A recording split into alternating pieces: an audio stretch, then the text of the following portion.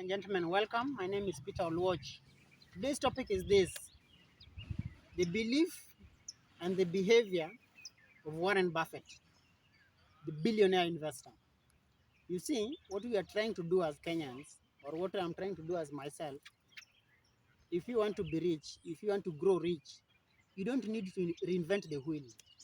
What you need to do is very simple: copy and paste what works. If A is doing it and it's working, copy his system. If A managed to get if XYZ managed to get an A in high school, don't try to find other ways of getting an A. Talk to him, copy his system. There is no need of reinventing the wheel, and that is what rich people do. And that is what even great artists do. What you need to do is very simple. Find a great artist and copy his style. And that is what even great companies do. Don't reinvent the wheel. So the richest man in the field of stock market investing is Warren Buffett. He is worth $90 billion. So how does he choose stocks? How does he choose companies to buy? How does he choose businesses? And this is what we are going to talk on today. The first thing, one of the beliefs he believes in is one: the market is irrational. You see, the stock market goes up, goes down, goes up, goes down, goes up, goes down, goes up, goes down. So at one point, you can find that a very good company, the stock market decides to discount it. That is one belief. The stock market is irrational. I know there are other people who won't believe in this, who will even argue with it. They will even tell you that, oh, the stock market is rational. The stock market is a perfect system. No. The stock market, everything there is discounted, and the price you get today is the price that accompanies all the information that there is in the market. No, the stock market is irrational. At one point, the stock market is selling you Safaricom at 20 shillings. At another point, the same stock market is selling you Safaricom at 40 shillings. The stock market is highly irrational. You need to know that.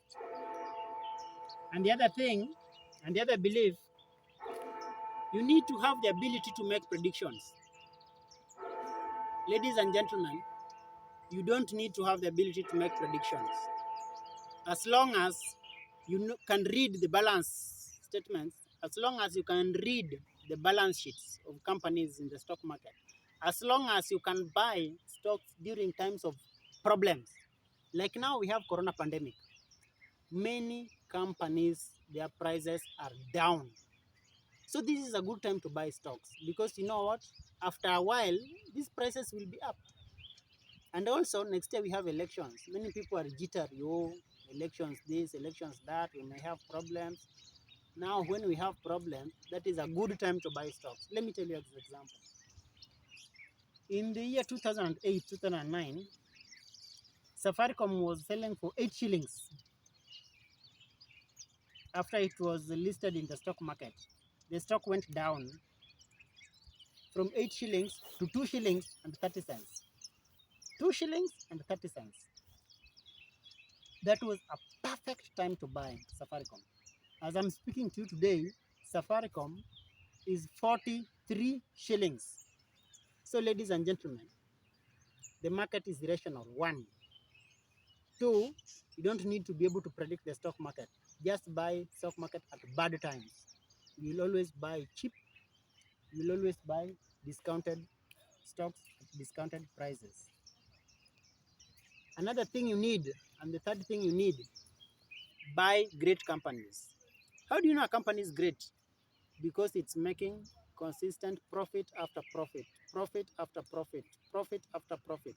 That is a great company. A company that makes profit after a long time is a great company. And this is a company, a good company to have. Lastly, you need to make decisions based on a given criteria. And which criteria is this? Before you buy a company, ensure it doesn't have debt. And if it has debts, let that debt be manageable debt. don't buy a company that has too much debts.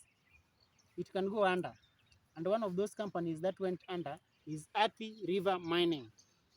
You see, Athi River Mining Company, it had debt, 14 billion shillings in debt. What happened? Athi River is now under. It's now in receivership. The debts were too much. It couldn't pay. So ladies and gentlemen, companies with big debts, companies with too much debts, resist, avoid. You can lose your money investing in the stock market. If you are new to this channel, please subscribe. And I want you to join our Telegram channel. It's below in the videos. And if you have a topic you want us to discuss in this channel, please drop your comments. I'll be glad to research on it and share with you. And if you have a criteria on how you buy and sell stocks, also you can share your comments. Asante sana. Have a nice time. Bye.